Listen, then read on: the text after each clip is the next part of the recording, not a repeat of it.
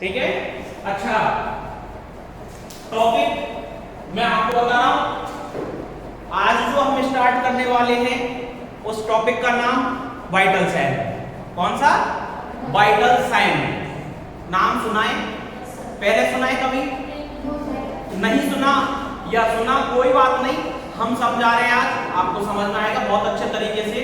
सब ध्यान से सुनना, जिसको जहां से बोर्ड दिख रहा है वहां बैठ जाइए। बोर्ड देखने में अगर किसी को प्रॉब्लम आ रही है तो इधर उधर सेट हो जाएंगे आप, ठीक है। अब सुनिए मेरी बात ध्यान से, बिल्कुल कंसंट्रेट होकर सुनना है इस टॉपिक को, बहुत अच्छे से पढ़ाऊंगा, यहाँ का यही याद हो जाएगा आपको, ठीक है। अच्छा, नाम आपने कई लोगों ने सुना है, कई लोगों ने नहीं भी सुना है। हमारे टॉपिक का आज का जो नाम है वो है वाइटल साइन। कौन सा sign? Vital sign. Vital sign. सबसे पहले जिस टॉपिक को हम पढ़ने जा रहे हैं उस टॉपिक को तोड़ के समझो। कैसे समझो? तोड़ के समझो। और इस टॉपिक को अगर हम तोड़ते हैं तो ये दो पार्टों में डिवाइड होता है, एक तो है वाइटल और दूसरा है साइन। अच्छा, वाइटल का मतलब क्या होता है? सुने मेरी बात, वाइटल का मतलब होता है नेसेसरी, मूल, जो शरीर के लिए अत्यंत आवश्यक है, ठीक है। कहने का मतलब समझ रहे आप मेरा? मूल कहने का मतलब क्या समझा आपने? मूल। मूल यानी महत्वपूर्ण, शरीर के लिए अत्यंत आवश्यक, ठीक है। दूसरा साइन। साइन का मतलब क्या होता है? चिन्ह। क्या होता है? चिन्ह। चिन्ह। तो ऐसे मूल चिन्ह, ऐसे मूल चिन्ह किसमें? वाइटल साइन के नाम से जाने जाते हैं, ठीक है। वाइटल का मतलब मूल और साइन का मतलब चिन्ह। अब ठीक है साहब, अब ये मूल कौन कौन से ऑर्गन हैं जिनके चिन्हों को हमको समझना है और पढ़ना है, ठीक है। तो सबसे पहली बात तो ये बताइए मुझे कि शरीर में कौन कौन से वाइटल ऑर्गन होते हैं? कौन कौन से वाइटल ऑर्गन होते हैं? कितने होते हैं टोटल? 4। कितने होते हैं? 4। Number 1 heart. कौन सा होता है? हार्ट। Number 2 lungs. कौन सा होता है? लंग्स। नंबर 3 होता है आपका किडनी। कौन सा होता है? किडनी। और नंबर 4 होता है आपका लीवर। कौन सा होता है? लीवर। यहां तक समझ में आई? Number 1 heart, number 2 lungs, number 3 kidney, number 4 liver, ठीक है। अब वाइटल का मतलब क्या हुआ कि हमारे शरीर के जरूरी या महत्वपूर्ण अंग। क्या मतलब हुआ वाइटल का मतलब? हमारे शरीर के जरूरी और महत्वपूर्ण अंग। वाइटल का मतलब समझ में आ गया? वाइटल मीनिंग का मतलब आपको समझ में आ गया? ठीक है, मीनिंग समझ में आ गई इसकी कि हमारे शरीर के महत्वपूर्ण और जरूरी अंग, ठीक है साहब। दूसरा जो हमने वर्ड लिखा उसका मतलब साइन, साइन का मतलब चिन्ह। तो हमारे शरीर के जो महत्वपूर्ण अंग जो मैं आपको बता रहा हूं वाइटल के नाम से, उनके चिन्ह क्या कहलाते हैं? वाइटल साइन कहलाते हैं, ठीक है। अच्छा, अब बात आती है कि ठीक है आपने चिन्ह बोला, लेकिन चिन्ह कौन कौन से हैं? वाइटल साइन कौन कौन से हैं? तो सबसे पहला वाइटल साइन जो होता है वो नंबर 1 वो होता है क्या? टेम्परेचर। कौन सा होता है? टेम्परेचर। टेम्परेचर। टेम्परेचर का मतलब तापमान। हिंदी में क्या बोलते हैं इसको? तापमान। नंबर 1 वाइटल साइन सबसे पहले कौन सा? Temperature. Number 2 pulse. Number 2 pulse. सबने सुना होगा, जब हम हॉस्पिटल में दिखाने जाते हैं तो डॉक्टर और नर्स ऐसे चेक करते हैं, देखा होगा आपने, आगे बताएंगे डिटेल में। Number 1 temperature, number 2 pulse, number 3 respiration, श्वसन। नंबर 3 श्वसन, लिखना नहीं मैं लिखाऊंगा बाद में। नंबर 3 रेस्पिरेशन, श्वसन। और नंबर 4 होता है वो होता है ब्लड प्रेशर। क्या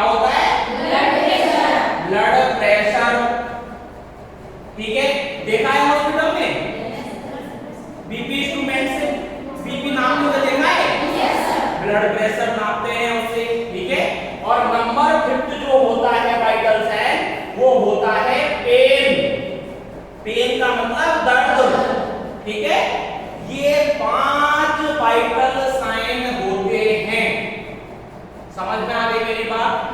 समझ में आ गई? कौन कौन से वाइटल साइन होते हैं? नंबर 1,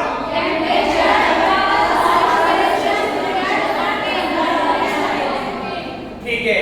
आपके पास में कोई भी अडल्ट आए, अडल्ट का मतलब तो समझते होंगे, कोई भी अडल्ट हॉस्पिटल में एडमिट है और रूटीनली हमको उसका वाइटल साइन लेना है। क्या लेना है? Vital sign. तो सबसे पहले तो हम क्या लेंगे? टेम्परेचर। सबसे पहले तो क्या लेंगे? टेम्परेचर। सेकंड नंबर पे उसकी क्या लेंगे? पल्स। और नंबर 3 पर क्या लेंगे? रेस्पिरेशन। और फिर बाकी चीजें तो ब्लड प्रेशर और फिर पेन। ठीक है। तो सबसे पहले तो मैं बात कर रहा हूं कि अगर आपके पास में अडल्ट क्लाइंट है और वो हॉस्पिटल में भर्ती है, ठीक है, और आपको उसका रूटीन यानी कि रेगुलर में जो कॉमनली हम वाइटल साइन चेक करते हैं वो चेक करना है, तो आपको सबसे पहले टेम्परेचर, फिर पल्स और फिर रेस्पिरेशन लेना है। आ गई समझ में? आ गई? ये क्रम रहना चाहिए। कौन सा क्रम रहना चाहिए? ये क्रम रहना चाहिए। टेम्परेचर लेना है, पल्स लेना है, रेस्पिरेशन लेना है और उसके बाद में बीपी और पेट। ठीक है साहब। नेक्स्ट बात आती है कि चलो ठीक है, ये तो बात हो गई अडल्ट की। अगर बच्चे ने जन्म लिया है, न्यूबॉर्न बेबी है, न्यूबॉर्न का मतलब तुरंत जन्मा है ना। न्यूबॉर्न किसको कहते हैं? न्यूबॉर्न। अगर आपके पास में कोई बच्चा है जिसने जन्म लिया है और उसका आपको वाइटल साइन लेने के लिए बोला गया है, तो आपको कैसे लेना है? सुनिए, देखिए कि इसमें तो टीपीआर और उसमें क्या आएगा? आरपीटी। सबसे पहले बच्चे का रेस्पिरेशन चेक करना है, उसके बाद में उसका पल्स चेक करना है, उसके बाद में उसका टेम्परेचर चेक करना है। समझ में आ गई मेरी बात? समझ में आ गई? अच्छा, अगर आपके पास में अडल्ट क्लाइंट है और आपको रूटीनली उसका वाइटल साइन लेना है, तो पहले टेम्परेचर, पल्स और रेस्पिरेशन लेते। अगर नया बच्चा है, बच्चे ने जन्म लिया है, तुरंत जन्मा बच्चा है, न्यूबॉर्न है, तो उसका रेस्पिरेशन, पल्स और टेम्परेचर ये क्रम होता है। यहां तक आपको समझ में आ गया? सबको समझ में आया? ठीक है। आगे बात करते हैं। दो चीज तो ये हो गई, एक तो अडल्ट वाली, एक बच्चे वाली। तीसरी चीज बात करते हैं कि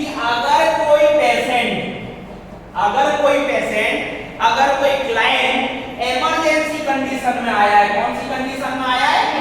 इमरजेंसी कंडीशन में आया है। सुन ले मेरी बात। इमरजेंसी कंडीशन में आया है तो उसका, चलो ये मैं थोड़ा लेट पढ़ाऊंगा, पहले बीच में और चीज पढ़ा देता हूं। यहां तक आपको समझ में आया? अडल्ट का कैसे लेते हैं, न्यूबॉर्न का कैसे लेते हैं? ठीक है। अच्छा, अब बात आती है कि अगर आपसे पूछा जाए कि फिफ्थ वाइटल साइन कौन सा होता है? फिफ्थ वाइटल साइन कौन सा होता है? कौन सा होता है? पेन। अगर नॉर्मली पूछा जाए कि फिफ्थ वाइटल साइन कौन सा होता है, तो आपको क्या देना है? पेन। और अगर पेशेंट कौन सी कंडीशन में है? इमरजेंसी कंडीशन में, तो हम पेन नहीं मानते फिफ्थ वाइटल साइन। उस टाइम क्या मानते? Pupillary dilation. क्या मानते? Pupillary dilation. आगे पढ़ाऊंगा क्या होता है क्या नहीं होता, ये बात की बात है। समझ में आ गई मेरी बात? अगर आपसे नॉर्मल कंडीशन में पूछा जाता है कि फिफ्थ वाइटल साइन कौन सा होता है, तो आपका जवाब होगा पेन। और अगर आपसे पूछा जाता है कि पेशेंट इमरजेंसी कंडीशन में है, तो उसका फिफ्थ वाइटल साइन कौन सा होगा, तो आपको होना है प्यूपिलरी डायलेशन। ठीक है साहब। अब बात आती है कि नॉर्मल टेम्परेचर कितना होता है। सबसे पहला टेम्परेचर लिखाया है मैंने कि नॉर्मल टेम्परेचर कितना होता है, तो आपको भी पता होगा 98.6 डिग्री फ़ारेनहाइट। सही कहे? समझ में आया?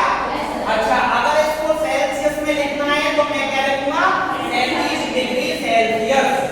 कितनी डिग्री सेल्सियस? अच्छा, मैं पूछता हूं नॉर्मल टेम्परेचर कितना होता है फ़ारेनहाइट में, तो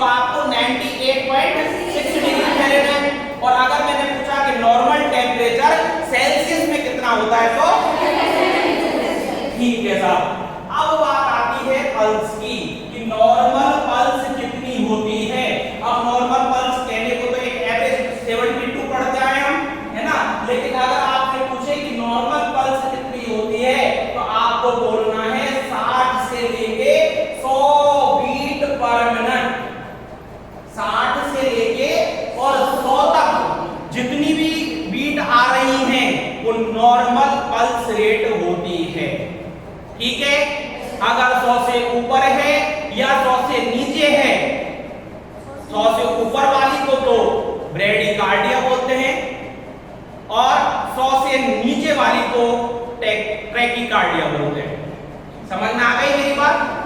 आपको वो बातें बाद में याद रखनी है। पहले नॉर्मल पल्स रेट 60 से 100 बीट, बीट ये भी लिखना है साथ में, ये मानक है तो लिखना है इसको बीट पर मिनट, है ना।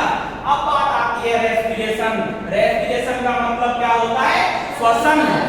अगर आपसे कोई पूछे कि नॉर्मल श्वसन कितना होता है तो आपको लिखना है 12 से लेके 20 ब्रीथ। इसमें तो क्या लिखा था हमने? ब्रीथ। और इसमें क्या लिखना है? ब्रीथ पर मिनट। ब्रीथ मतलब श्वसन, सांस लेना, तो इसमें तो बीट यानी तो हमारी पल्स रेट और ब्रीथ मतलब श्वसन 12 से 20। एवरेज बोलते हैं 16। कितना? 16। अच्छा, रेस्पिरेशन को कैसे मापते हैं? कि आप रेस्पिरेशन तो जानती है ना, ऑक्सीजन का अंदर जाना और कार्बन डाइऑक्साइड का बाहर निकलना। एक बार मैंने सांस ली, एक बार ऑक्सीजन ली और एक बार छोड़ी, तो ये कितनी ब्रीथ हुई? 1, है ना। तो हम जब चेक करते हैं हॉस्पिटल के अंदर तो हम कैसे करते हैं, इजीली चेक कैसे कर लेते हैं कि पेशेंट का जो हाथ होता है उस पेशेंट के हाथ को उसके चेस्ट पे रखने के लिए बोलते हैं। ठीक है, अब वो चेस्ट पे रख रखा है तो हमको इजीली मेजर हो जाएगा, पता चल जाएगा। जैसे हाथ ऊंचा होगा और हाथ नीचे होगा, जैसे ही ऊंचा होता है नीचे होता है तो ये 1 ब्रीथ हो गई। ऐसे एवरेज जो माना गया है वो 16 है और वैसे 12 से 20 ब्रीथ पर मिनट नॉर्मल होता है। बीपी के बारे में आपको सबको पता है कि 120 120/80 mm of Hg, mm of Hg इसका मानक है। तो नॉर्मल बीपी कितना होता है? 120/80 mm of Hg।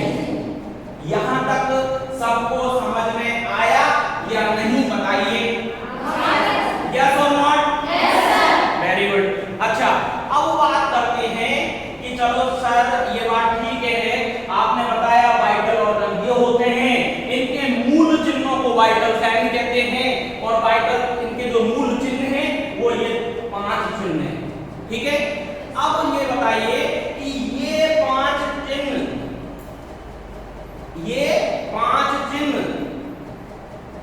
ऐसे कौन से फैक्टर्स हैं जिनकी वजह से अफेक्ट होते हैं? आपने पढ़ा होगा, सुना होगा फैक्टर अफेक्टिंग, कि ऐसे कारक जो इन चिन्हों को क्या करते हैं? अफेक्ट करते हैं। जैसे सुनो मेरी बात, अगर कोई ज्यादा खुशी में है, अगर कोई ज्यादा खुशी में है या कम खुशी में है तो वाइटल साइन में चेंज जाएगा। अगर कोई ज्यादा खुशी में है या दुखी है तो वाइटल साइन में चेंज आएगा। ठीक है, अगर उम्र ज्यादा है या उम्र कम है तो वाइटल साइन में चेंज आएगा। समझ में आ रही है मेरी बात? चलो उदाहरण देता हूं। उम्र ज्यादा है मतलब बच्चों की उम्र तो कम होती है तो बच्चों में ब्लड प्रेशर कम पाया जाता है और वृद्ध जो लोग होते हैं उनके अंदर ब्लड प्रेशर ज्यादा पाया जाता है, क्योंकि ब्लड वेसल्स जो बच्चों में होती हैं वो लचीली होती हैं। समझ में आ रहा है? समझ में आ रही है मेरी बात? तो इस तरह का अल्ट्रेशन एज के हिसाब से वाइटल साइन में भी आता है। समझ में आ गई मेरी बात? तो इमोशंस से आ गया, एज से आ गया, एक्सरसाइज से। कोई दौड़ के जा रहा है, मैं दौड़ के भाग के गया, हड्डियां चढ़ के गया, मेरा बीपी मापा तो मेरा बीपी ज्यादा आएगा। अगर मैं रिलैक्स पोजीशन में हूं तो सही आएगा, नॉर्मल आएगा। समझ में आ रही है मेरी बात? तो ये सभी कारक क्या हैं जो वाइटल साइन को अफेक्ट करते हैं। यहां तक समझ में आया? समझ में आया? ठीक है, नेक्स्ट बात करते हैं हम कि ये हमारे वाइटल साइन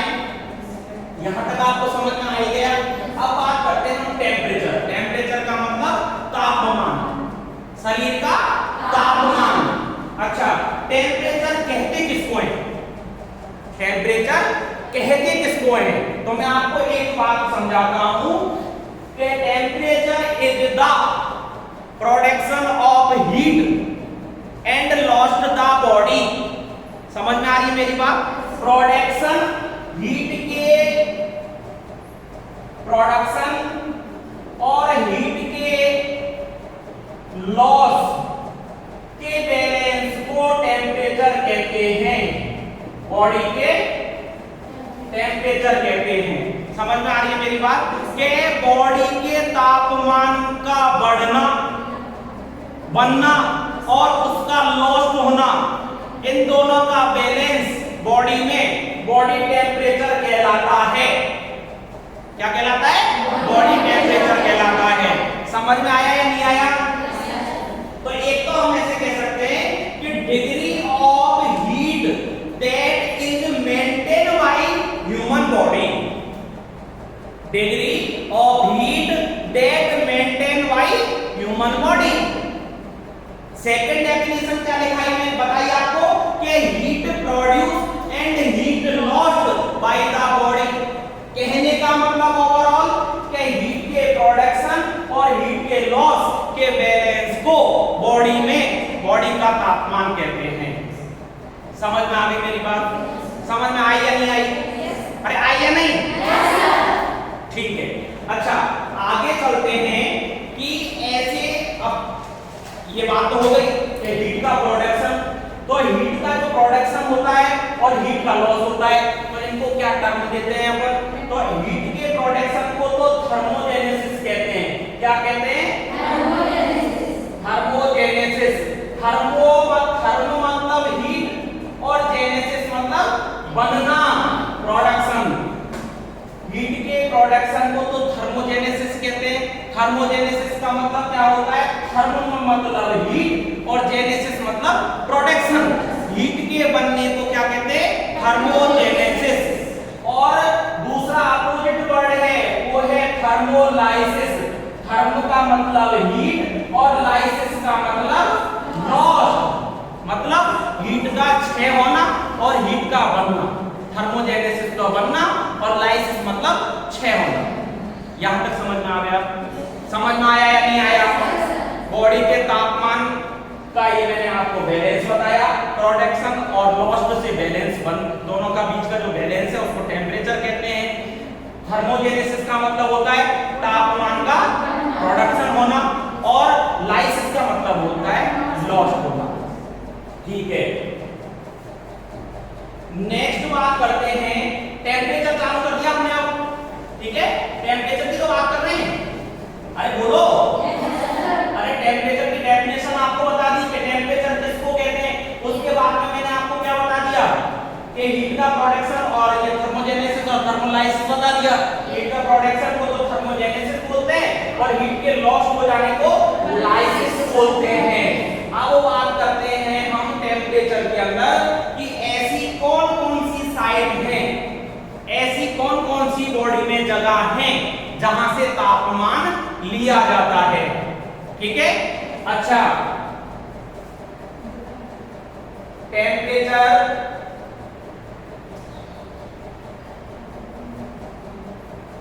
टेम्परेचर में आप अपन पढ़ेंगे साइड।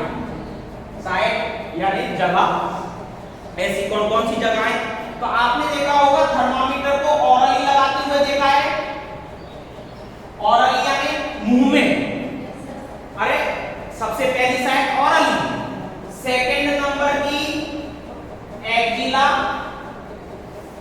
Number third rectum. सुनना मेरी बात ध्यान से। आप भोजन करते हैं किससे? मुख से। इसको तो क्या बोलते हैं? ऑरल। समझ में आ रही मेरी बात? और भोजन करने के बाद जब हम उसको त्यागते हैं उसको क्या बोलते हैं? गुहा। सुना है? जानते हो ना गुहा? और उसको बोलते हैं इंग्लिश में रेक्टम। समझ में आ गई? समझ में आ गई मेरी बात? तो दो साइड तो इस बात से समझ में आ गई कि ऑरली मतलब मुंह और रेक्टम मतलब गुहा। और आर्म, आर्म के नीचे लगाते हुए टेम्परेचर देखा होगा, उसको बोलते हैं एक्जिमा। तीनों साइड समझ में आ गई एक साथ? आई या नहीं? ठीक है साहब। अब बात करते हैं कि जब ऑरली, एक्जिला और रेक्टम, सर ये तीन जगह से तापमान लेने की क्या आवश्यकता पड़ रही है? समझ में आ रही है इस बात कि तीन जगह से तापमान लेने की क्या आवश्यकता पड़ रही है? तीन जगह की बात क्यों करी? मुंह से ले लेते बात खत्म। अरे मुंह से ले लेते बात खत्म। तो इस चीज का भी कारण है कि तीन जगह से क्यों लिया जाता है? पता है क्या कारण है? कि अगर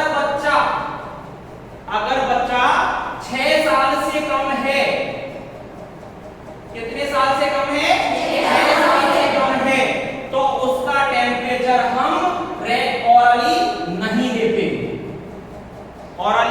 नहीं लेते, मुंह से जीभ के नीचे टेम्परेचर लेते हैं ना, वो नहीं लेते। अगर बच्चा 6 साल से कम का है, क्यों नहीं लेते? क्योंकि हो सकता है 6 साल का बच्चा नासमझ होता है और वो थर्मामीटर को चबा जाए और पारा उसके पेट में चला जाए, और पारा कितना नुकसानदायी है ये सब आप जानते हैं। तो ऐसे मैंने एक उदाहरण देकर समझाया, इसकी वजह से हम तीन जगह से टेम्परेचर लेते हैं। ठीक है, अब मैं आगे बताऊंगा, और भी बहुत सारे हैं, लेकिन उससे पहले आप समझें मेरी बात कि सर तीन जगह से टेम्परेचर लिया, तो हमारा सवाल आपसे ये है कि तीनों जगह टेम्परेचर 98.6 डिग्री फ़ारेनहाइट आएगा क्या? बताओ, आएगा? नहीं, गलत। तीनों जगह टेम्परेचर अलग अलग आएगा। सुने कैसे? कि आपने ऑरली टेम्परेचर अगर लिया है तो नॉर्मली हम उसका मानते हैं 98.6 डिग्री फ़ारेनहाइट। ठीक है, सेल्सियस में लिखा देंगे हम आपको, कॉपी में फ़ारेनहाइट में बात कर रहे हैं हम अभी। 98.6 डिग्री फ़ारेनहाइट ऑरली लेते हैं, तो एक्जिलरी लेते हैं और 97.6 डिग्री फ़ारेनहाइट, मतलब 1 डिग्री कम हुआ। बोलो, धीरे मत लीजिए, समझ में नहीं आ रहा? बेसिक बातें हैं, समझ में आनी चाहिए।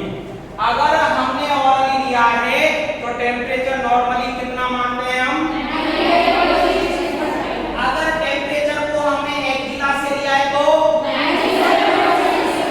और अगर हम रेक्टम से लेते हैं तो टेम्परेचर माना जाता है। समझ में आ गई मेरी बात? मतलब ऑरल से 1 डिग्री ज्यादा रेक्टम का और 1 डिग्री कम एक्जिला का। अगर ये यूनिट आती है तो इन तीनों कंडीशन को क्या बोलते हैं? Normal condition. ठीक है, नॉर्मल टेम्परेचर है। समझ में आ गई? आगे मेरी बात समझ में? अच्छा, एक ऑरली 98.6 आ रहा है, एक्जिला में कम क्यों आ रहा है? क्योंकि स्वेटिंग होती है, पसीना आता है। एक्जिला में पसीना आता है, ज्यादा आता है, तो स्वेटिंग होती है। रेक्टम में ज्यादा क्यों आ रहा है? क्योंकि रेक्टम में ब्लड वेसल्स ज्यादा होती है, ब्लड वेसल्स में ब्लड की सप्लाई होती है, और जब सप्लाई होती है तो वहां का टेम्परेचर बढ़ जाता है। समझ में आ गई मेरी बात? आई या नहीं आई? ठीक है, आगे बात करते हैं कि इंडिकेशंस। इंडिकेशन मतलब सावधानियां। इंडिकेशन मतलब सावधानियां कि टेम्परेचर लेते टाइम, ये तो साइड हो गई, और साइड के बाद में बात करेंगे हम इंडिकेशन। अच्छा, इंडिकेशन ऐसी कौन सी सावधानियां हैं जो हमें तापमान लेते समय ध्यान में रखनी चाहिए? तो आप बताइए पहले तो मुझे, ऐसी कौन सी सावधानियां हैं जो तापमान लेने से पूर्व आप दिमाग में रखोगे? बोलिए।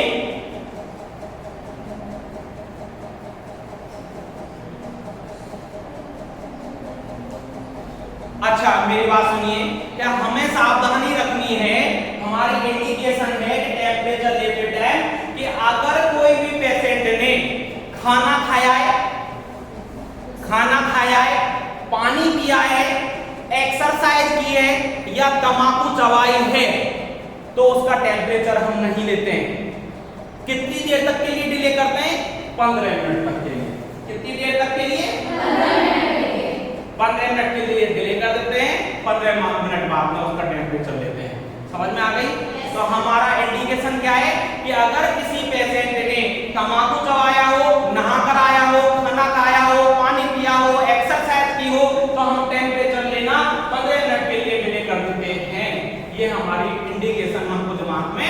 रखनी है टेम्परेचर लेने से पूर्व। समझ में आ गई? अच्छा, दूसरी बात करते हैं कि और कौन सी इंडिकेशंस हैं जो टेम्परेचर लेते समय हमको ध्यान में रखनी है। सही बात है या गलत बात है? अच्छा, मैंने आपको बताया था थोड़ी देर पहले कि अगर कोई बच्चा 6 साल से कम का है तो उसका ओरल टेम्परेचर लेते या नहीं लेते? नहीं लेते। तो बिलो 6 ईयर चाइल्ड, सही बात है?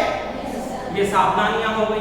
अब सुनिए मेरी बात कि हमने 3 पार्टों में टेम्परेचर को नापा, 3 साइड हमने उसकी बताई। तो सबसे जो पहली साइड है ऑरली जो साइड है उसके बारे में हम बात कर रहे हैं। हमने उसकी इंडिकेशन पढ़ी कि ओरल टेम्परेचर लेने से पहले किन बातों का ध्यान रखना चाहिए, तो वो मैंने आपको ये बता दिया। ठीक है, अब ओरल टेम्परेचर लेने के ऐसे कौन से फायदे हैं जिनको मैं पढ़ाने वाला हूं आपको। सुनिए मेरी बात। एडवांटेज,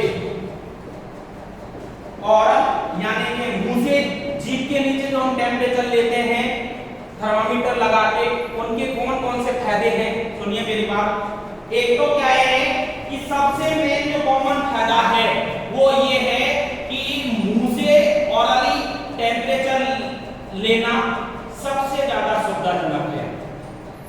सही बात है गलत बात है? एक्जिला का सुविधाजनक है, रेक्टम का सुविधाजनक है या मुंह से लेना?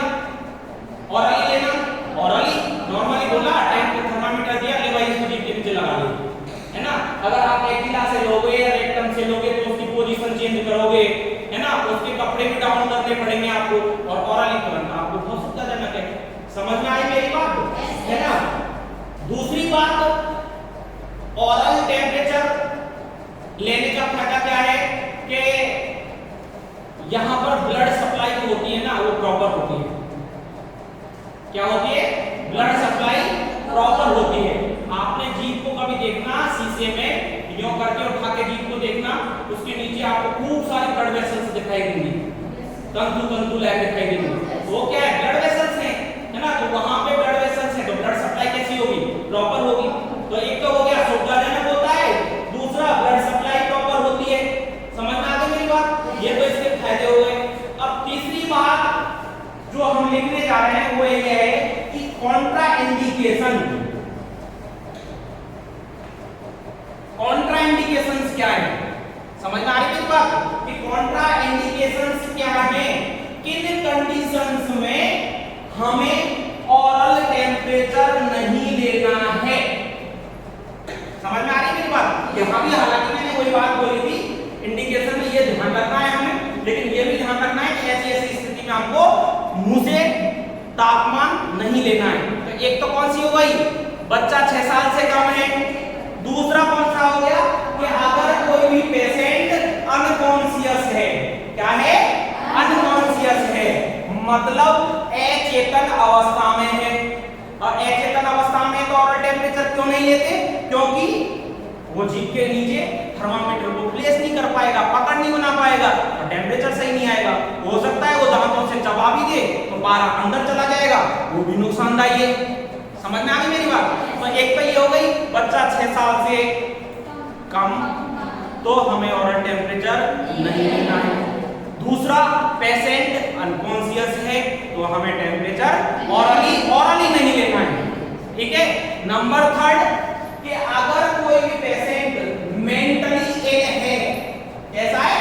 मेंटली इल है, मानसिक रोगी है, तो हमें टेम्परेचर ओरली नहीं लेना है। अरे सही कह रहा हूं या गलत कह रहा हूं? सोच के देखो एक बार, अगर मानसिक रोगी है आपने उसको थर्मामीटर दिया और वो उसको चबा गया तो क्या होगा? पारा अंदर चला जाएगा। अच्छा, चौथी बात कि अगर पेशेंट को सीजर यानी कि मिर्गी दौरे आते हो तो उसके थर्मामीटर ओरली नहीं लगाना चाहिए। सही बात है गलत बात है? क्योंकि वो उसको मतलब सीजर आते हैं, उसके दांत भिजे, थर्मामीटर भी साथ में भिजा, पारा अंदर चला जाएगा। सही बात है गलत बात है?